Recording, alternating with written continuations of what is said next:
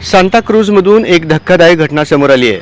Police कर्मचारी समीर सुरेश जाधव वय 37 यांचा मांजामुळे गळा चिरला। या घटनेत त्यांचा मृत्यू झालाय। ते दिंडोशी पोलीस स्टेशनमध्ये कार्यरत होते। ते दुपारी 3:30 वाजता कर्तव्यावरून आपल्या घरी वरळी येथील निवासस्थानी दुचाकीने परतत होते। याच दरम्यान ही घटना घडली आहे। वाकोला ब्रिज सांताक्रूज पूर्व परिसरात ही घटना घडली आहे। त्यांना तातडीने उपचारासाठी सायन रुग्णालयात दाखल करण्यात आलं, मात्र जाधव यांना डॉक्टरांनी तपासून मृत घोषित केलं। घटनेबाबत अधिक माहिती अशी आहे की समीर जाधव हे दिंडोशी पोलीस स्टेशनमध्ये कार्यरत होते। ते कर्तव्य बजावून आपल्या वरळी येथील निवासस्थानाकडे दुचाकीवरून परतत होते।